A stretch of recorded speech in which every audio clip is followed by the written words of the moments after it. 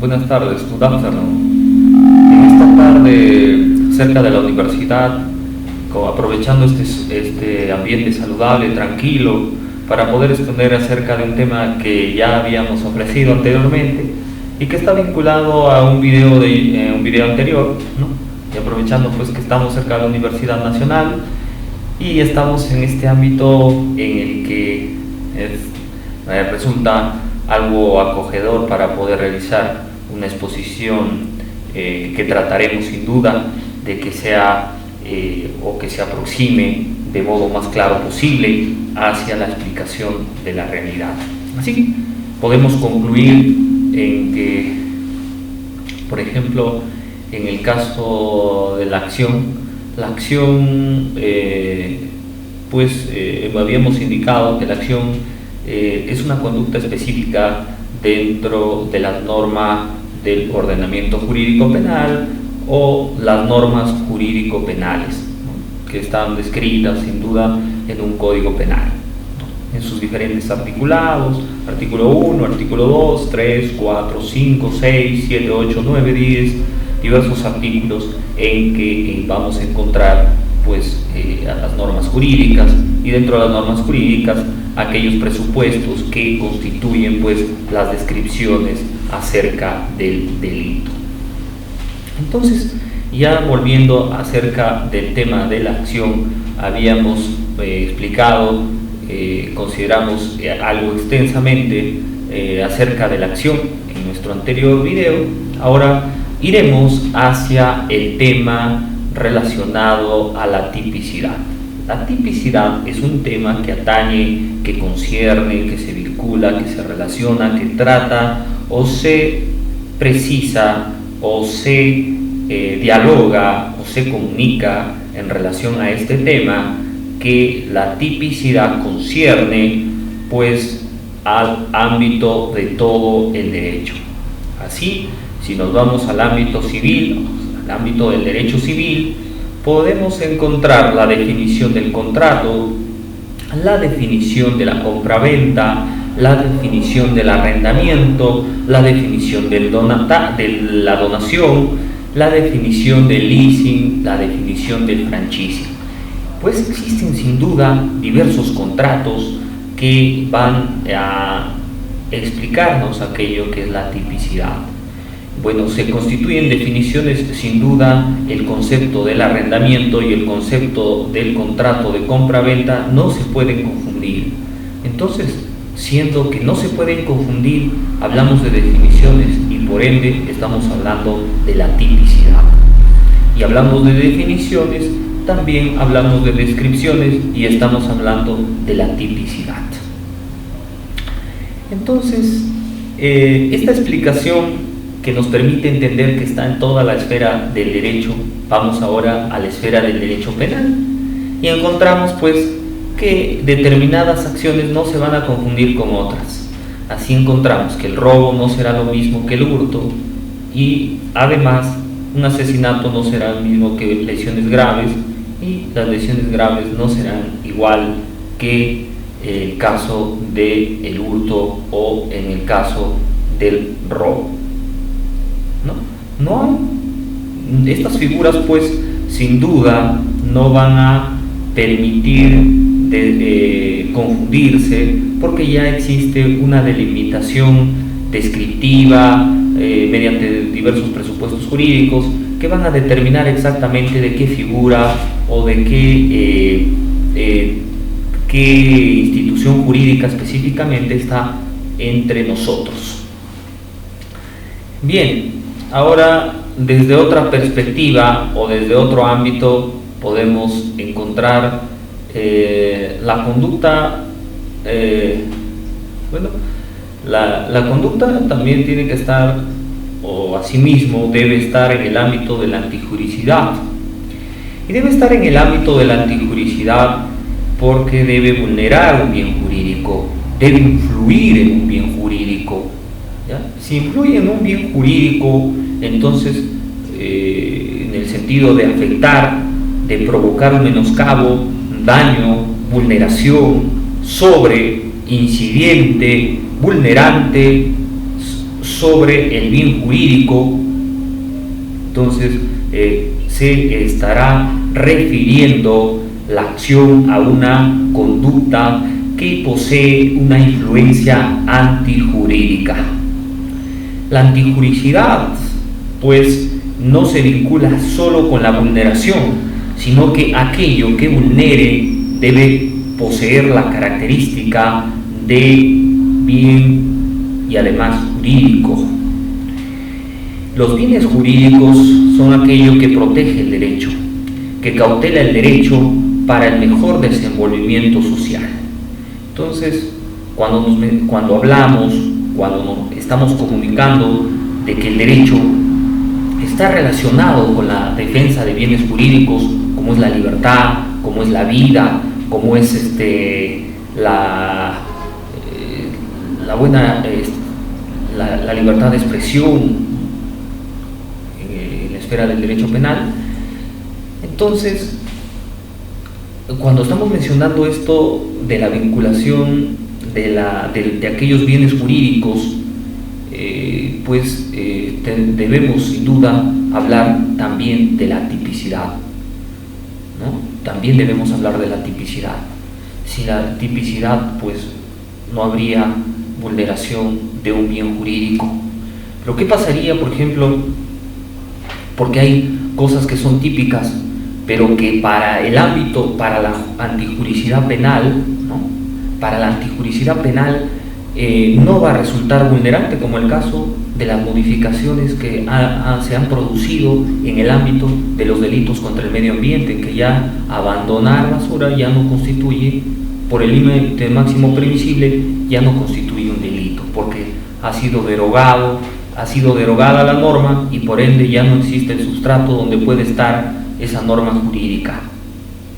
Sin duda constituirá una falta, ¿no? En todo caso una falta que puede ser también protegida por el derecho.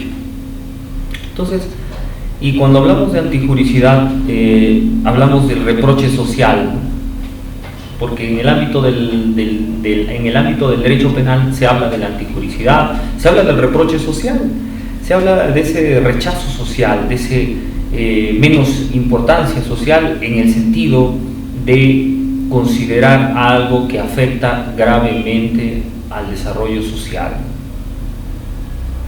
Entonces, esa antijuricidad que va vulnerando al bien jurídico vida, al bien jurídico libertad, pues amerita un reproche social.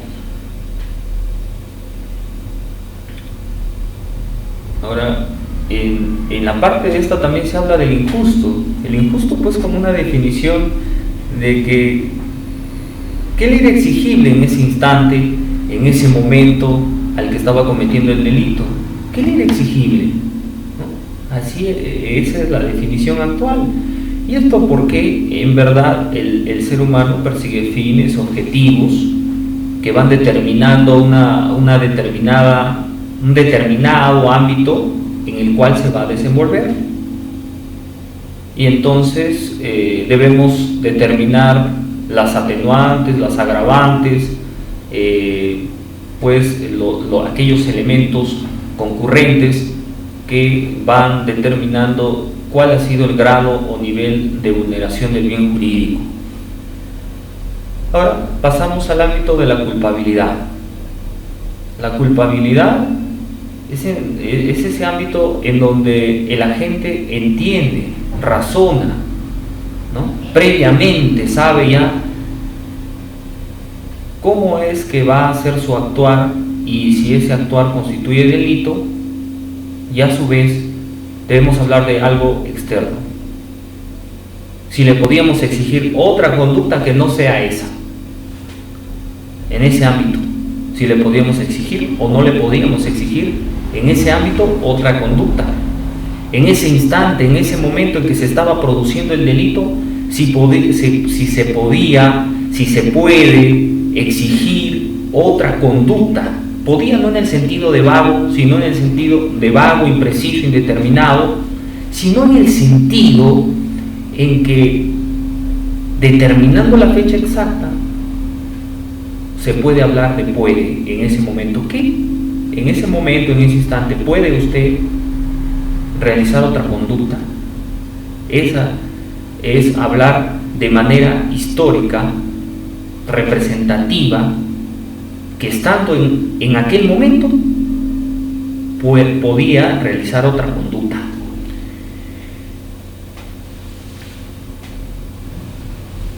Ahora, pasando ya al ámbito de la imputabilidad, que es el último elemento del delito, la imputabilidad, por ejemplo, la imputación, solamente es imputable, ¿no?, si el agente no es menor de edad, si el agente no es un enajenado mental, o se encuentra en estado de necesidad o por miedo insuperable.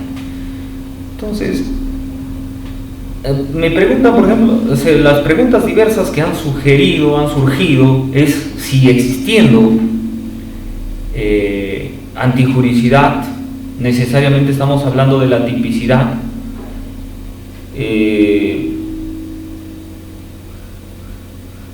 o no estamos hablando de la tipicidad. Estamos hablando del delito, de la inexistencia del delito. No todo lo que es antijurídico puede ser considerado típico, porque como mencionamos, la antijuricidad puede estar en diversos ámbitos, con la derogación de diversas normas. Puede ser que bienes jurídicos de orden constitucional, como es el medio ambiente, no posea una protección penal, pero sí una protección administrativa o una protección civil. Y entonces seguirá siendo una conducta típica, pero no una conducta típica dentro del derecho penal, porque por la derogación de una norma. Preguntan además si, existiendo la antijuricidad, se puede hablar de culpabilidad. No necesariamente, porque como vemos, la antijuricidad pues está casi totalmente en el ámbito de un accionar, una acción, de una conducta, mientras que la parte de la culpa está en el ámbito del ámbito de la subjetividad, ¿no? El aspecto de la voluntad y la conciencia de la gente para cometer el delito.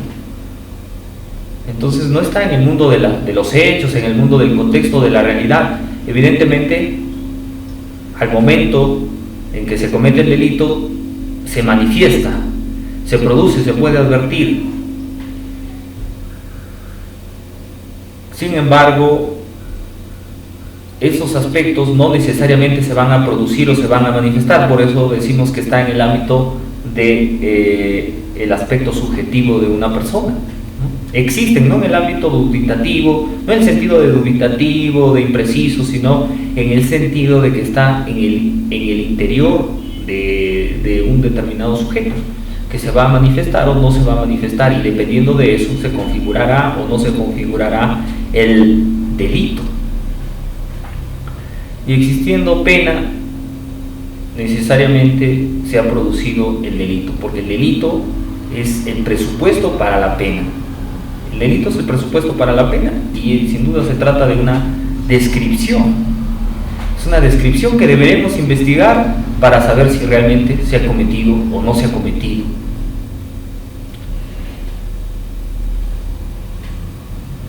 Bien, entonces, yendo hacia atrás, ¿no? Yendo hacia atrás en el sentido de volver hacia el comienzo, volver hacia el inicio de esta explicación, podemos advertir que la acción, pues el delito es una acción típica, antijurídica, culpable e imputable, y que como consecuencia debe ser sancionado a través de una pena. Por mi parte, he concluido este tema y volveré pues en otra oportunidad para tratar el tema a mayor detalle en relación, por ejemplo, a la imputabilidad, desarrollando cada uno de los casos de la imputabilidad, y para ello vamos a escoger alguna legislación, ¿no?, nacional o extranjera, para poder explicar acerca de acerca del delito, pues desde el sentido de la imputabilidad, el delito desde el sentido de la tipicidad. Entonces explicaremos desde un delito determinado, ¿no?, cómo es que el delito se va a materializar, por ejemplo en el caso del homicidio, en que se habla de el que matare a otro. Se circunscribe una sola palabra, matar, y este sustantivo pues sin duda se puede describir, ¿no?, como el acto de producir la muerte de otra persona, pero es el contenido de ese verbo que debemos describir, pero ya esa descripción ya no está en la norma, sino está en el ámbito de las definiciones, de los conceptos, en donde debemos definir qué es pues matar, ¿no?, qué es matar y sobre quién debe dirigirse. Entonces vamos a elaborar o vamos a tratar de explicar el delito de homicidio, el delito contra el medio ambiente, el delito de abigeato, el delito de robo, el delito de hurto, ¿no?, en diversas explicaciones. Y por ejemplo, en el caso de la antijuricidad, bien, en el ámbito de la antijuricidad, cuando se habla del bien jurídico vida, presenta un alcance pues constitucional. Cuando presenta un ámbito constitucional, el ámbito constitucional está pues en la vida, en la libertad. Entonces, y también está en el ámbito del derecho penal, está en el ámbito del derecho civil, ¿no? En el ámbito del derecho civil, por ejemplo, se le puede exigir a una persona que ya no expanda humo hacia otros predios colindantes, ¿no? Esa es una acción civil. Igualmente, si hablamos de terrenos contiguos, ¿no?, que existen también en España y existen en diversos lugares del mundo, bueno, se puede exigir que las abejas de un determinado lugar no vayan hacia otra hacienda. Entonces hay figuras civiles, ya están reconocidas en el ámbito civil, que vulneran bienes jurídicos como son la propiedad. Y la propiedad también presenta un reconocimiento constitucional, un reconocimiento civil, un reconocimiento penal. Entonces, la vulneración de este bien jurídico puede afectar en diversas esferas del derecho. Y volveremos pues en el caso de la antijuricidad y ya en el tema del derecho penal a hablar exactamente, por ejemplo, cuando hablamos de antijuricidad en el delito de homicidio, cuando hablamos de antijuricidad en el delito de lesiones. La antijuricidad pues ¿no?, en el caso del delito de lesiones y en el caso del delito de homicidio, la vulneración está en la vida, que es el bien jurídico supremo, y de ahí está el bien jurídico libertad, en menor jerarquía. Pues sin vida no se podría o no se puede ejercer el derecho a la libertad. La libertad pues es un derecho indispensable, ¿no? La libertad es un derecho indispensable que sin el cual no se pueden ejercer muchos derechos, entre ellos la propiedad, la intimidad, el derecho pues a un ambiente saludable. No se puede ejercer eso. ¿Por qué? Porque el ser humano, en el caso de un anacoreta está escondido pues en su templo y nunca sale, no puede disfrutar del medio ambiente, o si puede disfrutar limitadamente o restringidamente. Así estaría la persona que constantemente está siendo vulnerada en su derecho a la intimidad, en su derecho a la libertad, al medio ambiente, en su derecho al medio ambiente. Luego hablamos de la culpabilidad, en algunos casos concretos, en que la gente, por ejemplo, es un enajenado mental o es un menor de edad. El menor de edad, al concurrir a un lugar determinado, se hurta una naranja. En todos los ámbitos, en todos los lugares que existe el derecho, pues la vulneración de un bien jurídico puede afectarse a diversos grados. En este caso, el hurto de una naranja no puede en el sentido de que en sí mismo no es constitutivo de un delito, precisamente porque el desvalor de resultado no provoca pues un daño suficiente como para considerarse un delito, ¿no? Para considerarse un delito, y porque el reproche social tampoco le considera, no lo considera un delito, pues, no lo considera un delito, no es un robo, no es un crimen. Algunos, por ejemplo, han mencionado que delito y crimen son diferentes. En efectividad, el crimen y el delito son diferentes. Entonces, si el crimen y el delito son diferentes, y hablamos, por ejemplo, de crimen solo en los casos en que una determinada organización criminal se dedica a muertes masivas, a muertes sistemáticas, y entonces esas muertes sistemáticas, esas muertes vulneratorias o de bienes jurídicos, pues constituyen acciones de culpabilidad. Cuando hablamos de la imputabilidad, también debemos referirnos pues al estado, a la legítima defensa.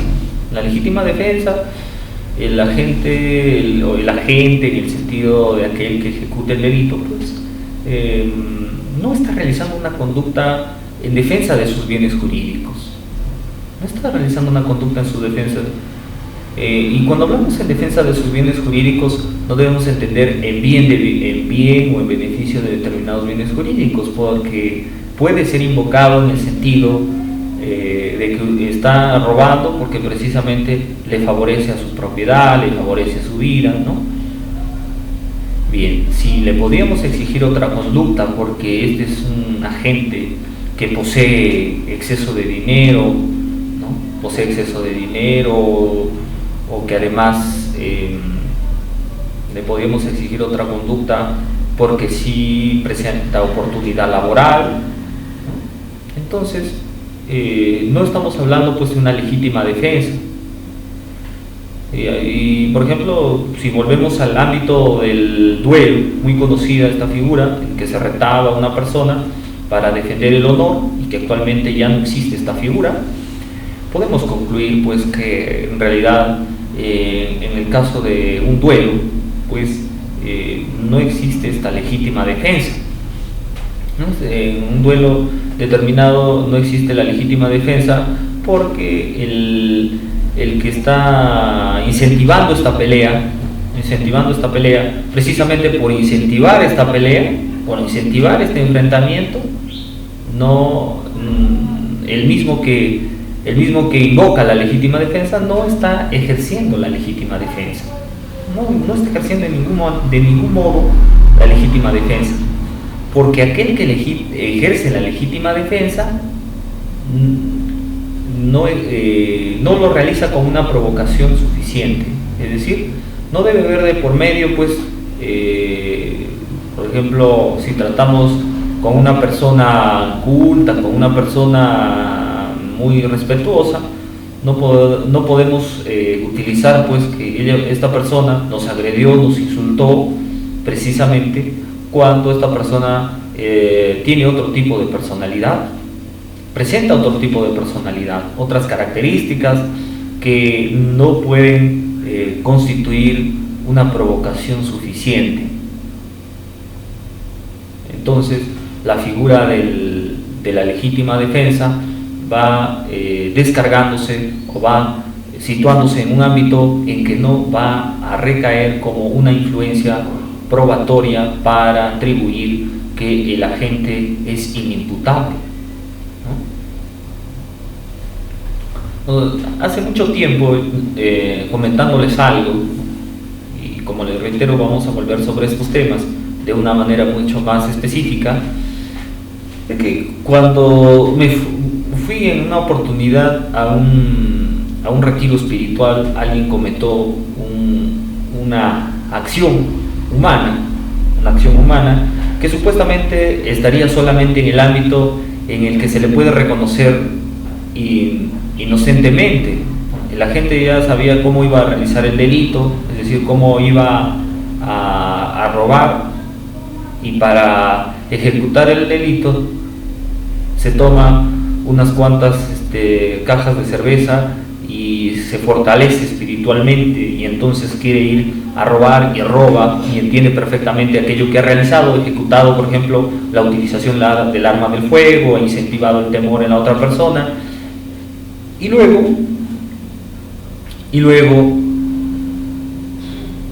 pues invoca no haber ejecutado el delito porque estaba en un estado de inconsciencia, precisamente cuando se trata de un ebrio habitual que al consumir diversa cantidad de cerveza no necesariamente estaba en estado de inconsciencia, porque por la realidad existente en ellos es que al beber ese exceso de cerveza no necesariamente pueden terminar en inconsciencia, sino que precisamente como en algunas oportunidades algunos sujetos, incluso para poder dar examen, beben licor precisamente y se fortalecen, y entonces el examen es mucho mejor. Cuando eso sucede, se ha vulnerado el bien jurídico, educación. Sin embargo, eso no constituye delito. Retornando pues en el ámbito que utilizó la cerveza para poder robar, emborrachándose o libando licor o embriagándose, entonces en ese ámbito sí existe delito, porque la gente es consciente antes y después, durante la comisión del delito. Antes, porque como reiteramos, este agente pues en ese estado, a pesar de haber consumido el alcohol, aún es consciente, porque ellos, aquellos que son frecuentemente libadores de licor, entonces producen en su organismo un estado de disponibilidad para facilitar la comisión del delito. Nada más ha sido un factor contribuyente a facilitar la comisión del delito, ¿no? Decía algún sujeto por allí que podía entender mejor las figuras jurídicas si tomaba. Entonces debemos entender que en realidad pues existen personas que, utilizando estos tipos de medios, pueden entender mejor o concluir mejor acerca de cómo van a desarrollar determinadas acciones. Y entonces, ¿cómo podría o cómo se puede descalificar o cómo se puede hacer perder la calidad de inimputable cuando estas características contribuyen a facilitar la comisión de delitos? Y así se ha advertido incluso que estos que invocan el beber licor para poder entender mejor las figuras jurídicas incluso van a estar dentro o en el interior del ámbito de la imputabilidad, cuando van a probarse en un examen para la magistratura, ¿no? Entonces, no es tan sencillo, no es tan fácil hablar de estos temas, porque sin duda hablar de ellos pues constituye temas no tan fáciles de disgregar, porque el derecho es toda una estructura científica que hay que desarrollar en función de presupuestos jurídicos que no se desarrollan necesariamente de memoria, porque revisando un libro, revisando un análisis, un video, una descripción, se puede entender que el derecho es ampliamente vasto y inmensamente numerado de presupuestos, ¿no? Entonces, este no es el único video que se ha presentado, y existen diversos temas expuestos en otras presentaciones en las que se puede abordar el tema precisamente para facilitar las explicaciones y las argumentaciones. Pero ya cuando analizamos un caso determinado, necesariamente debemos recurrir a determinadas informaciones, pruebas, argumentaciones, pericias, ¿no? Y sustentar una tesis determinada que permitan dilucidar si es que eso constituye o no constituye delito, si constituye un determinado delito, si la propuesta o la tesis de una determinada parte es o no es la tesis adecuada a investigar. Porque aquello que se pretende castigar o sancionar es el ilícito penal, en forma genérica, pero en forma genérica en la posibilidad de la adecuación de una determinada institución jurídica penal a otra. Sin embargo, cuando se inician las investigaciones debemos determinar exactamente qué es aquello que vamos a investigar, cuál es el presupuesto principal que vamos a investigar. Vamos a investigar el robo, vamos a investigar el homicidio, vamos a investigar el hurto. ¿Cuál de estas figuras vamos a investigar? Entonces,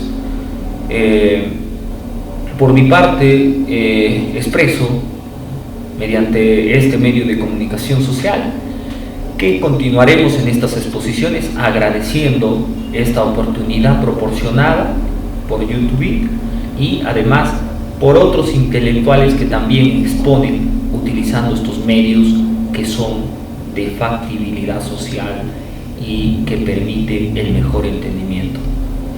Gracias.